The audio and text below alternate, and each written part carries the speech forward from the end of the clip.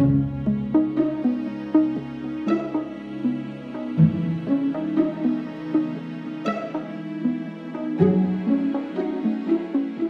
suis Emmanuelle Puydebas, je suis directrice de recherche au laboratoire Mécadev qui s'intéresse à l'évolution des espèces et aux mécanismes adaptatifs.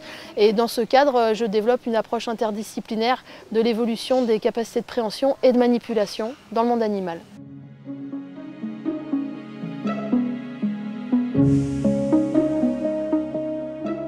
Ce qui me fascinait au départ, c'était Lucie. Je voulais comprendre pourquoi Lucie était un australopithèque et pas un humain. Et donc je me suis rendu compte qu'un des critères qui était utilisé, c'était notamment l'utilisation d'outils et la manipulation. Donc j'ai travaillé sur des capucins, des babouins, des macaques, des lémuriens. Maintenant je travaille aussi sur des perroquets, sur des écrevisses, sur des éléphants. Donc là le champ est grand ouvert. Donc ça a permis de montrer que les humains n'avaient pas le monopole de l'utilisation d'outils et de la dextérité.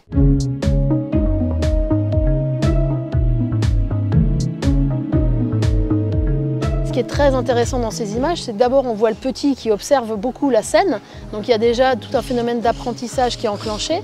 Et ensuite les orang-outans, c'est un très bon exemple pour montrer que la longueur du pouce et l'opposabilité du pouce qu'on attribue à l'homme et à toute sa dextérité, elle n'est pas forcément indispensable parce que les orang-outans ils ont le pouce opposable mais ils ont un pouce très très court et ça l'empêche pas du tout d'utiliser un outil avec une grande précision. Ce qui est intéressant chez les orang-outans aussi, c'est qu'ils ont une très grande variabilité de manipulation. Ils peuvent être très précis dans cette tâche d'utilisation d'outils avec la main mais aussi avec la bouche et même avec le pied. Ma conclusion c'est que Lucie avait tout à fait le potentiel d'être une utilisatrice d'outils et que les australopithèques sont peut-être les premiers inventeurs des outils.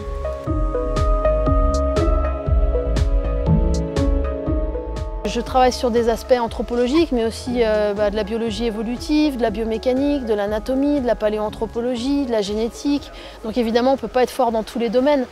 Donc moi, ce qui m'intéresse beaucoup, c'est de coordonner des gens qui justement ont ces spécificités-là, que ce soit en morphologie, en analyse du mouvement, en génétique. Et ça, c'est passionnant parce que du coup, on apprend en permanence. On est en permanence dans l'apprentissage dans ce métier. Un bon chercheur, je pense que c'est quelqu'un déjà qui a gardé un émerveillement, déjà.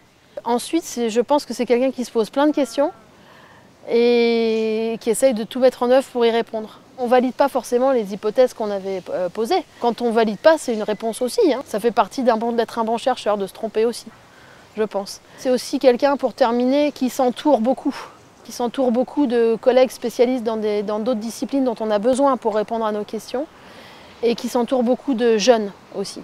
Parce que les jeunes, ils nous amènent beaucoup de renouveau et un regard, je pense, un regard critique sur ce qu'on fait qui est très positif pour évoluer.